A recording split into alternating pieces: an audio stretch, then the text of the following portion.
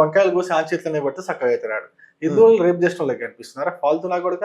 నీ అమ్మ నీ సరిగా నాకు నోటికి బూతులు వస్తున్నాయి కానీ వాడి గురించి మనం మాట్లాడి వాడిని అనవసరంగా అది చేస్తున్నట్టుంది. వాడి వాడి వాడి వాడిని రావాలి కానీ వాడిని హైదరాబాద్కి రాని, వాడు హైదరాబాద్కి వస్తే వాని చెడ్డీల లాగులు వాళ్ళ లాగులో తొండలు దూర్చి అని ఎట్లా చేస్తారు హైదరాబాద్ వాళ్ళు, మన తెలుగు వాళ్ళు తెలుసు. కానంటే ఈ డ్రెస్ విషయంలో, డ్రెస్ వివాదంలో మొదలైన ఈ వివాదం అంతా కూడా మొత్తం మళ్ళీ సనాతన ధర్మం వైపు టర్న్ అయినట్టుగా కనపడట్లేదు మొత్తం. నేను అదే అంటున్నాను, ఈ ఫెమినిజం ముసుగులో సనాతన ధర్మాన్ని ఏ విధంగా వాళ్ళు అంటే నేను అంటున్నా కదా పవన్, సనాతన ధర్మం అనేది ప్రతి ఒక్కడికి లోపు అయిపోయింది, ప్రతి ఒక్కడికి ఈజీగా దొరికిపోయింది. సనాతన ధర్మం పైన మాట్లాడితే ఫేమస్ అయిపోవచ్చు, సనాతన ధర్మం పైన మాట్లాడితే లైక్లు పెరుగుతాయి, ఫాలోవర్స్ పెరుగుతారు, సనాతన ధర్మం పైన మాట్లాడితే అందరి నోట్లో మనం నానొచ్చు. ఇట్లాంటి నా కొడుకులు అందరినీ కూడా రోడ్డు పైన నిల్చోబెట్టి కొడితే చక్కగా అవుతారు. ఈ ద్రౌపదిని రేప్ చేసిరని ఆయన అదే కామెంట్ చేసిండు. ద్రౌపది వస్త్రాభరణం తర్వాత ద్రౌపదిని రేప్ చేసిండు అంటుడు.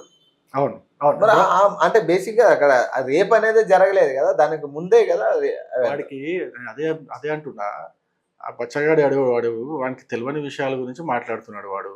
మళ్ళీ వాడు మాట్లాడేదానికి వాడికి అర్థం తెలియదు, మళ్ళీ క్షమాపణ అంటాడు. వినాయకుని ముందు క్షమాపణ కోరుకుంటున్నా అంటాడు, మీరు నన్ను క్షమించకపోతే మీరే అష్టదరిద్రం చుట్టుకుంటారని చెప్పేసి ఏదో అంటున్నాడు. వాడి గురించి మనకి ఎందుకు వాడు జోకర్ గానే, నాకు నిజంగా చెప్తున్నా వాడు ఎవడో జోకర్ గానే నాకు అనిపించింది, కానీ వాడిని అంత సీరియస్ గా తీసుకోవాల్సిన అవసరం లేదు. కానీ వాడు హిందువుల గురించి మాట్లాడిన ప్రతి ఒక్క మాట గురించి మాత్రం వాడికి ఖచ్చితంగా శిక్ష పడాల్సిందే. సజ్జనార్ గారు నాకు గుర్తుంది, సజ్జనార్ గారు ఏదేదో బెట్టింగ్ యాప్ల పైన వాడిని తీసుకొచ్చి ఇంటర్వ్యూ చేసినట్టున్నాడు. మరి సజ్జనార్ గారు వీడు చేసినటువంటి వ్యాఖ్యలు ఒక వర్గం ప్రజల యొక్క మనోభావాన్ని దెబ్బతీసిండు.